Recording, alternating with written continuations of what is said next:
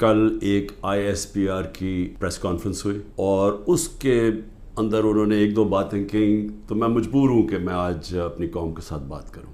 جو انہوں نے بات کی کہ یہ پاکستان کے خلاف بغاوت اور اشارہ سارا تحریک انصاف کے اوپر کہ ہم نے بغاوت کی ہے اور یہ کہ یہ پہلے سے پلان بن رہا تھا اس کا کہ ہم یہ پہلے سے تیاری کر رہے تھے بغاوت کرنے کے لیے اور یہ اپنی فوج کے خلاف یہ سارا یہ ہم نے کیا اور جس طرح کی وہ بات کی گئی مجھے ایک بڑی تکلیف ہوئی اس کی. تو میں نے کہا کہ میں آج اپنی قوم کے سامنے ذرا 2-3 پوائنٹ رکھوں کیونکہ جب ایسی بات کی جاتی ہے تو اس کا جواب دینا بڑا ضروری ہے. دیکھیں اب یہ موقف آ گیا ISPR کا اور پاکستان کی اسٹیبلشمنٹ کا کہ تحریک انصاف نے بغاوت کی. اب یہ دوسرا بھی ایک موقف ہے, یہ ہمارا بھی موقف ہے, یہ میرا موقف ہے, میری پارٹی کا موقف ہے کہ ہمارے خلاف پوری کانسپریسی کی گئی, ہماری گورنمنٹ گرائی گئی جبکہ پاکستان کی تاریخ میں 2 سالوں میں آخری ہمارے 2 سالوں میں بہترین معیشت اوپر جا رہی تھی. اس گورنمنٹ کو گرایا گیا ایک سازش کے تحت. تو یہ ہم کہہ رہے ہیں کہ ملک سے غداری ہوئی. 25 مئی کو ہمارے ساتھ جو ہوا کسی پولیٹیکل پارٹی سے ایسا نہیں ہوا کہ وہ لانگ مارچ کر رہی ہے اور 2 دن پہلے گھروں میں گھس کے اٹھائے جا رہے ہیں لوگ. کتنے ہزار گھروں میں پولیس گھسی رات کے صبح کے 3 بجے. یہ پہلی دفعہ کسی پارٹی سے ایسے ہوا.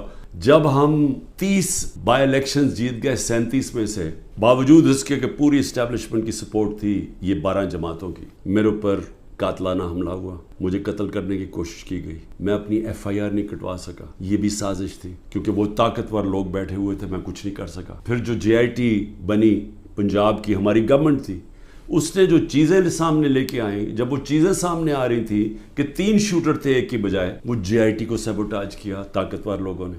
سازش تھی, کیوں نہیں ان JIT کو چلنے دیا. اس کے بعد ہمارے اوپر میرے گھر پہ حملہ ہوتا ہے. ہم ایشورٹی بانڈ جب دے رہا تھا میں کہ جناب میں وہاں 18 مارچ کو اسلام آباد کے جوڈیشل کمپلیکس میں جاؤں گا, کوئی قانونی جواز نہیں تھا میرے گھر پہ. 24 گھنٹے حملہ کیا اور وہ شورٹی بانڈ بھی نہ لے پولیس کیونکہ انہوں نے مجھے اغوا کرنا تھا. یہاں سے یہاں لوگوں کو زخمی ہوئے, سارا دن گھر اندر بیٹھ نہ سکے, 24 گھنٹے ٹیئر گیس کمروں کے اندر. کبھی کسی لیڈر سے ایسے نہیں ہوا. 18 مارچ کو پھر میرے اوپر ایک قاتلانہ حملہ ہوتا ہے. اللہ کا کرم ہے کہ میں بچ جاتا ہوں. سارا وہاں اوپر ISI نے اس کو ٹیک اوور کیا ہوا تھا. جو جوڈیشل کمپلیکس ہے, CCTV کیمرہ انہوں نے بند کر دیے. پوری تیاری تھی کہ عمران خان کو قتل کرنا تھا وہاں. وہ اللہ نے ایسا کرم کیا کہ وقت میں ہم باہر نکلے, اگر اندر چلے جاتے تو دروازہ بند ہو جاتا تو ختم تھا. وہاں بچا میں. اس کے بعد اگلے دن یہاں 2 دن کے بعد 3 دن کے بعد ادھر ایک اور مرتضیٰ بھٹو ٹائپ قتل کرنا تھا. وہ مجھے پہلے پتہ چل گیا, میں نے ٹی وی پہ چلا گیا, وہ رک گئی بات. سازش تو کیا ہو رہی تھی, سازش یہ ہو رہی تھی کہ ایک پارٹی جو جیتنے جا رہی تھی الیکشن, اس کو پارٹی کو ختم کرنے کے لیے لیڈر کو ختم کرنا تھا. اور پلان تب سے ہی بنا ہوا تھا. کیسز شروع ہو گئے تھے مہینوں کے اندر. جیسے 70 سال میں ایک آدمی کے اوپر ایک کرمنل کیس نہیں ہوتا, چند مہینے میں آج 170 سے زیادہ کیس ہو چکے ہیں. سب سے بڑی پارٹی کو ختم کرنے کا مطلب جمہوریت ختم کرنا ہے, اور جمہوریت ختم کرنے کا مطلب آزادی ختم کرنا ہے. تو یہ کیا ملک کے خلاف سازش نہیں ہے؟ اور پھر جو 9 مئی کو ہوا, اب ISPR صاحب کہہ رہے ہیں کہ جناب 9 مئی کو جو ہوا ہے وہ ایک بڑی سازش چلتی آ رہی تھی, تو وہ سازش سامنے آئی, بغاوت. مجھے یہ بتائیں کہ میں جب یہاں سے, مجھے پتا تھا پکڑنا انہوں نے مجھے 9 مئی کو, میں اس سے پہلے ویڈیو ریکارڈ کر کے گیا کہ اگر مجھے پکڑنا ہے مجھے وارنٹ دے دیں اور میں آرام سے اپنے آپ کو آپ کے حوالے کر دوں گا. کوئی ضرورت نہیں ہے کہ یہ جو میرے گھر کے باہر ہوا کہ پولیس, 1000 پولیس اور رینجرز اٹیک کر رہے ہیں. سب کے سامنے جو ہوا کہ رینجرز بھی نہیں بلکہ وہ کمانڈوز تھے, انہوں نے اٹیک کیا, شیشے توڑے. عملہ جو بیٹھا ہوا تھا رجسٹری آفس کا اسلام آباد ہائی کورٹ, اس کو مارا, وکیلوں کو مارا, مجھے لگا ڈنڈا, مجھے اس طرح لے کے گئے جس طرح کوئی دہشت گرد ہے. غیر قانونی طور پہ مجھے پکڑا. کیا یہ بھی سازش کا حصہ تھا؟ کیونکہ اس کی وجہ سے اشتعال آنا تھا لوگوں کو. اور ہمارا موقف یہ ہے کہ اس کو استعمال کر کے ایک پورا کریک ڈاؤن کیا گیا جو پہلے سے پلان تھا. ہو ہی نہیں سکتا کہ 2 دنوں کے اندر آپ 10,000 لوگوں کو جیلوں میں ڈال دیں پکڑ کے, جب سے پہلے سے پلان نہیں بنا ہوا تھا. سول کورٹس کے اندر یہ جو سارے کیسز ہیں یہ کبھی چل سکتے ہی نہیں ہے کیونکہ بوگس کیسز ہیں. تو اس لیے ملٹری کورٹس بنائے جا رہے ہیں تاکہ اس میں عمران خان کو سزا دی جائے، تاکہ وہ الیکشن سے باہر ہو جائے۔ تو میں آج اپنی ملٹری اسٹیبلشمنٹ کو کہنا چاہتا ہوں کہ دیکھیں، انصاف کا تقاضا تو یہ ہے کہ ISPR نے تو فیصلہ کر کے ہمیں دے دیا، اور جو بھی بیان آتے ہیں اسٹیبلشمنٹ سے اس سے واضح ہوتا ہے کہ ہم ہی بغاوت کر رہے ہیں، PTI اور عمران خان۔ آپ نے تو اپنا مائنڈ دے دیا ہے۔ تو اب سوال یہ ہے کہ آپ ملٹری کورٹس میں اب کیسے فیصلہ کر سکتے ہیں، کیونکہ جج، جوری اور ایکسیکیوشن تو اب بن ہی نہیں سکتے۔ وہ تو انصاف ہوتا ہی نہیں ہے۔ انصاف تو وہ ہوتا ہے کہ میرا موقف ہے اور ایک اسٹیبلشمنٹ کا موقف ہے، بیچ میں تو کوئی جج بیٹھ کے فیصلہ کرتا ہے نا کہ کون ٹھیک کہہ رہا ہے۔ مجھے موقع دیا جائے، میں انشاءاللہ ثابت کروں گا۔ میرے پاس تو اب آہستہ آہستہ ثبوت آیا نا کہ یہ پورا پلان کر کے 9 مئی کو انتشار کیا گیا ہے۔ یہ جو جگہیں جلائی گئی ہیں یہ پلان ہوا تھا پہلے سے۔ یہ جو پکڑے تھے 10,000 لوگ، یہ پہلے سے پلان بنا ہوا تھا، اور یہ پلان صرف ایک مقصد سے تھا کہ تحریک انصاف کو ختم کرنا ہے۔ یعنی جو کاٹا ڈالا ہوا تھا، جو بار بار ہمیں اسٹیبلشمنٹ بتاتی تھی، جو میرے ابھی بھی لوگوں کو ملتی ہے، تو ہمارے جو سارے لوگوں کو ملتی ہے ان کو ایک ہی کہ جی عمران خان کے اوپر کاٹا ڈل گیا ہے۔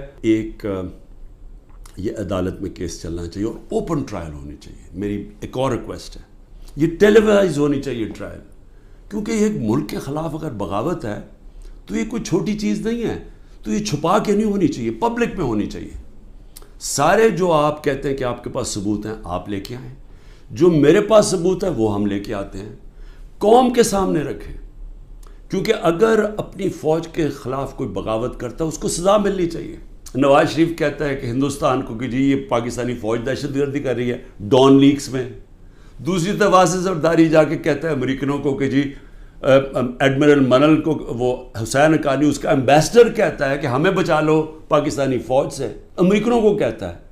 وہ ٹھیک ہیں جن کے اربوں ڈالر باہر پڑے ہیں اور جو آج سارے مل کے، یعنی پاکستان میں انہیں کوئی جگہ نہیں ملی میٹنگ کے لیے، وہ باہر بیٹھے ہوئے سارے۔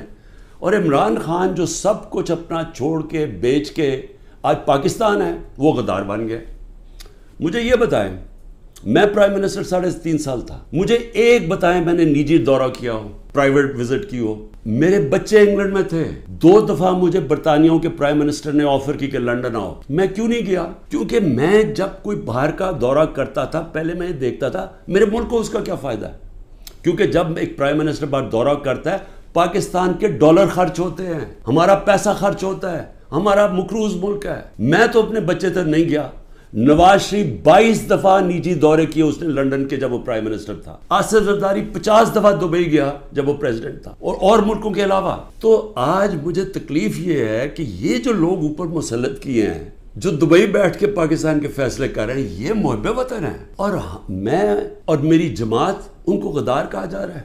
یہ جو انڈیا کا اور اب امریکہ کا جو جوائنٹ ڈیکلریشن آئی ہے اور جو سمجھوتا ہوا ہے ڈیفنس میں، نیوکلیئر میں، آرٹیفیشل انٹیلیجنس ٹیکنالوجی میں، یہ اب پاکستان میں بہت آ گئی۔ ہمارے معاشی حالات بالکل ہی جدھر پہنچ گئے ہیں، اس سے ایک امبیلنس پیدا ہو گیا ہے۔ آج ہندوستان جس طرح نریندر مودی نے تکبر میں باتیں کی ہیں، آج وہ ہمارے سے اپنے آپ کو بہت طاقتور اب سمجھتے ہیں، اور جب انہوں نے کہا نا کہ اپنے بوجھ میں گر رہا ہے، وہ اپنے بوجھ میں گرنے نہیں دیں گے، وہ گرائیں گے۔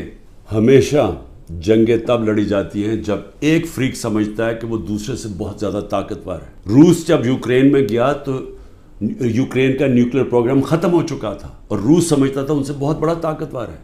امریکہ عراق میں اور افغانستان میں اس لیے گیا کہ وہ بہت طاقتور تھا ان سے۔ تو جب ہندوستان یہ سمجھنا شروع ہو گیا کہ وہ پاکستان سے بڑا طاقتور ہے، ہماری خطرے کی گھنٹی بجنی چاہیے، ملک کو متحد ہونا چاہیے، ملک کو آزاد رکھنے کے لیے قوم کو اکٹھا ہونا چاہیے۔ یہ نہیں ہونا چاہیے کہ ملک کی اسٹیبلشمنٹ ملک کی سب سے بڑی پارٹی کو ختم کرنے کی کوشش کرے۔ اس کا مطلب جو ملک کی اکثریت عوام ہے، جو ایک پارٹی کے ساتھ کھڑی ہے، اس کو اپنے خلاف کر لے۔ یہ ملک کو نقصان ہے۔ ہماری پھر سے اکانومی بیٹھ چکی ہے، ان کے پاس کوئی حل نہیں ہے۔ اس وقت پاکستان کو ایک ہی راستہ ہے، صاف اور شفاف الیکشن۔ لوگوں کو امید صرف تب آئے گی، امید ختم ہو چکی ہے۔